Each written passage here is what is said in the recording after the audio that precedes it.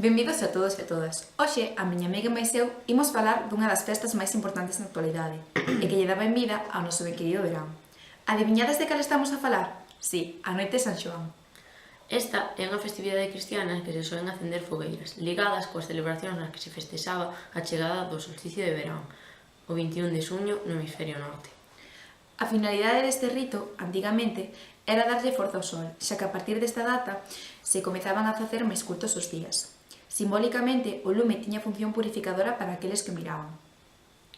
Outras teorías sobre a orixe desta festa confirman que os nosos antepasados crían que o sol estaba namorado da terra e que se resistía a abandonala. Por iso, tiña lugar a noite máis curta do ano. Ademais, era a noite ideal para espantar os malos espíritus e atraer aos bos, así como garantir o amor e a fertilidade.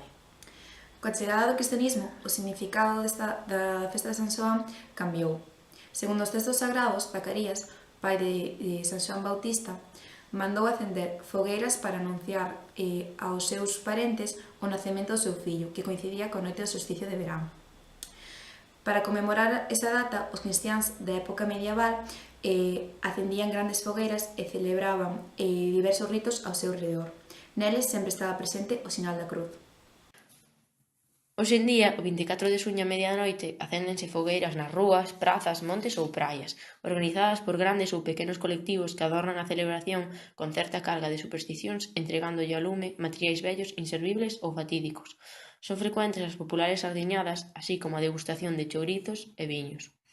O país no que ten maior importancia esta festa é España, e tamén en terras de ultramar. En América do Sur, como Arxentina, Brasil, ten festas xuninas, Bolivia, Chile, Paraguai, Perú, Porto Rico e Venezuela. Outros lugares nos que ten lugar esta celebración son Portugal, fogueiras de San Joao, Noruega, Josok, Dinamarca, Sanktans, Suecia, Midsommar, Finlandia, Juhannus, Estonia, Hanipaep e Reino Unido, Midsummer. E na nosa comunidade? Tamén se celebra, réndeselle culto á auga, ao lume e ás servas. Toda Galicia arde de norte a sur e de leste a oeste. Érguense cacharelas en cada casa, cada parroquia e cada barrio. A vista dende o aire é de milleiros de diminutos puntos de luz repartidos por todo o territorio.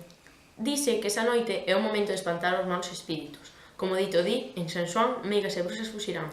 É un dos moitos ditos que hai relacionados con esta noite. De feito, coñezo tantos que non podo nin contalos. Mira, está o de por San Xoán a sardiña moña o pan, o de por San Xoán a sardiña pinga no pan, o de o que queira comer patacas. En San Xoán botes cando o pan. No mes de San Xoán as 9 con día dan. O de no día de San Xoán... Baila o sol pola mañán, xa o sei, non é só única que sabe refráns. De feito, todo galego, por norma xeral, coñece un como mínimo. Está cientificamente demostrado. Se ti o dis... É tradición tamén de Galicia, o día da noite de San Xoán, facer o ritual das servas. A combinación de 7 plantas. A salvia, o milfollas, o crisantemo dos prados, a hidra terrestre, o rascacú, a artemisa e o hipérico. Case todas elas nacidas entre o final da primavera e o inicio do verán. Constitúe unha tradición sagrada. Unha conxunción de forzas aromáticas con promesas de saúde profunda e protección fronte aos espíritus. Logo, colocar unhas polladas de silveira en riba para que o demo non lles cague en riba. E antes de que se poña o sol, poñelas nun recipiente, cubrilas de auga e deixalas así toda a noite para que San Xoán as bendiga. A mañá seguinte hai que lavar a faciana con esa auga e así quitarche os malos espíritus, meigallos, envexas, etc. Cura e prevén enfermidades cutáneas e rexuvenece a pel. Despois esas ervas sécanse ao sol e gárdanse como protección para todo o ano. Outras das moitas cousas importantes desta noite é a comida, dito dunha forma máis fina, a gastronomía. A comida típica desa tarde-noite son os cachelos, patacas asadas coa súa pel, que se retira logo, e as sardiñas. A bebida típica é a queimada, poción máxica de augardente con froitas, moito azucre, grans de café e limón, que se queima nun pote e se recita un feitizo durante a preparación, para protexer contra meigallos e para escorrentar os espíritus e demais seres malvados. Outras sobremesas típicas son as filloas, as orellas de frade e as chulas. Que fame me está entrando! Cambia de tema. Podemos falar das celebracións máis importantes de Galicia. A miña favorita é a de Illa de Arousa. Acéndense 50 cacharelas no lugar e as praias de area branca énchense de xente á lanasada luz do lume. Pola noite recóñense plantas aromáticas de varias clases que se deixan en auga para lavarse na mañá seguinte. Atribúenselle propiedades terapéuticas e limpadoras. Facer debuxos ou manchas esa noite tamén se di que tiña un carácter clarividente.